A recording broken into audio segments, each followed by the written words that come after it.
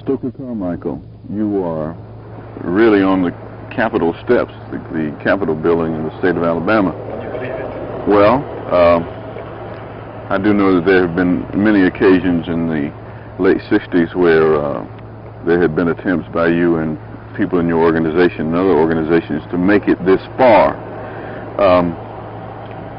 What would be your recollections of the latter part of the 60s, which I think could be recalled by some people as the period of black power? There were a number of civil disturbances, some people call them riots. What would be your recollections of that period, especially in Lowndes County, Prattville, and Montgomery? Well, I guess in Montgomery particularly, well, for us at that period it was nothing but a period of confrontation, actually. So that out of my memory would come confrontation.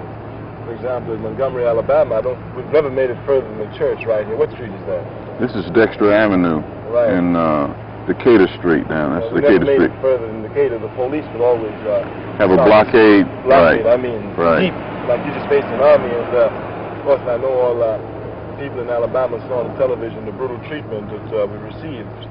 But in spite of all of that, of course, Alabama, I have good memories of Alabama. And the good memory is to see black people, my people, working under what appears to be insurmountable odds, you know, but with a determination so strong that even without weapons, they could defeat the enemy. You talk about confrontation. Do you think the white power structure really wanted confrontation with the blacks? Did you push confrontation? We pushed it. We pushed it. We pushed it. They wanted it.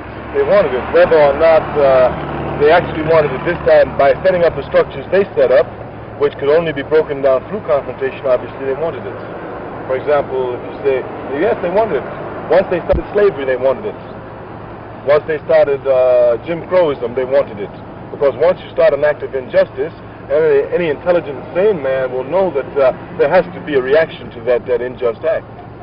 And whether or not they were cognizant of it or not, they wanted it, because had it not been there would have been no reason for confrontation.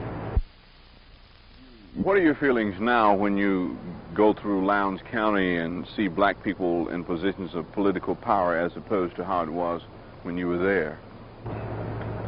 Well, you know, when we first got there, man, that was something else. How was it when you first got there? Well, when I first got to Lowndes County, I can't remember exactly what year it is. I think it might have been 65. You know better than I. 64. No, 65. 65? Early 65, okay. Yeah. I think there were no black people registered to vote at all. None. At all. And we started, and within a year and a half, we registered most of the blacks, at least a sufficient number enough to take over the political apparatus. Was this an easy thing to do? Not at all.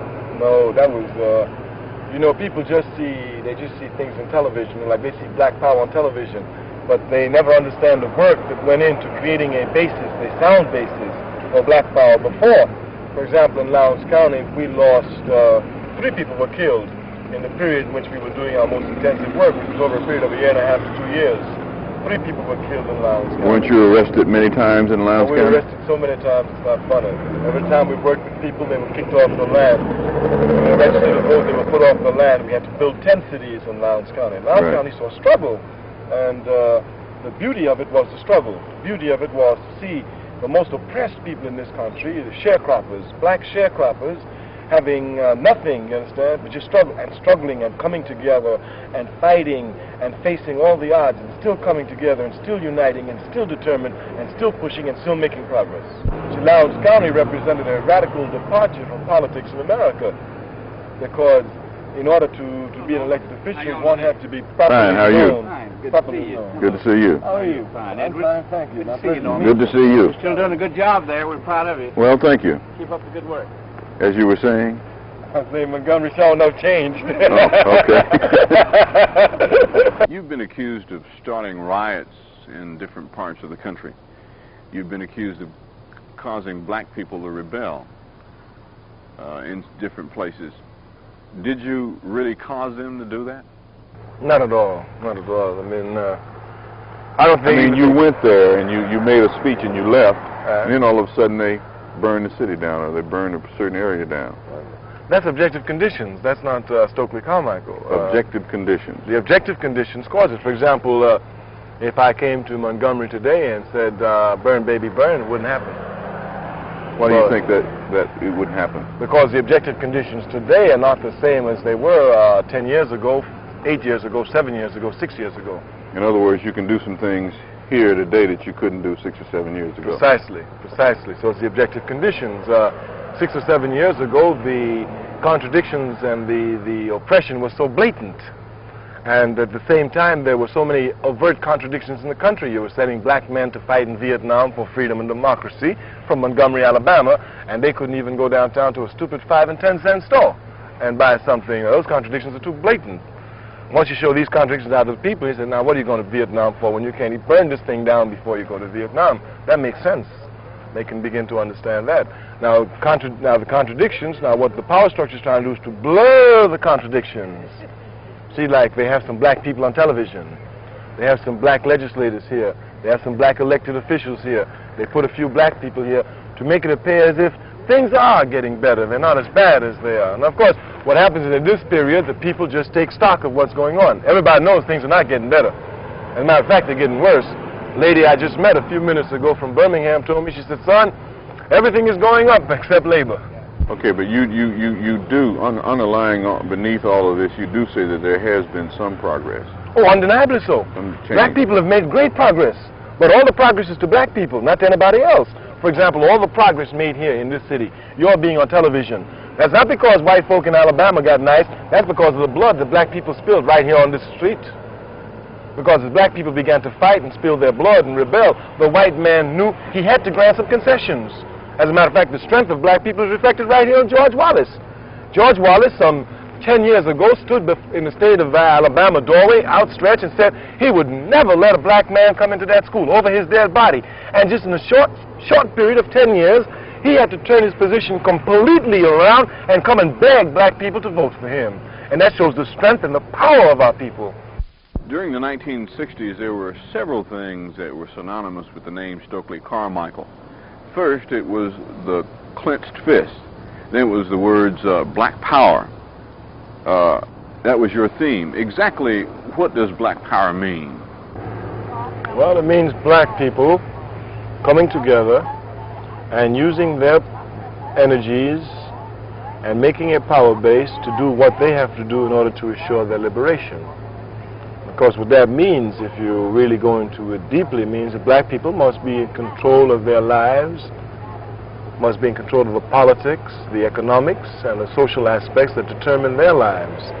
All right, now, this does not mean that you're telling all blacks to go out and buy guns and move into white neighborhoods and kill everybody, is that?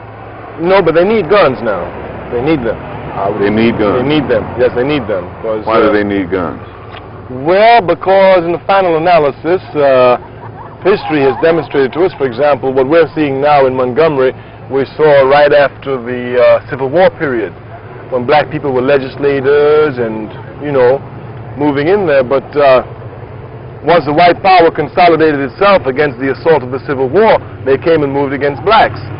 And when blacks moved, especially in Montgomery, Alabama, since the period of, let's say, the 50s, when Dr. King began the Montgomery bus boycott, for example, they started an assault against the white power structure, which again, with overall contradictions in the country, had them weak.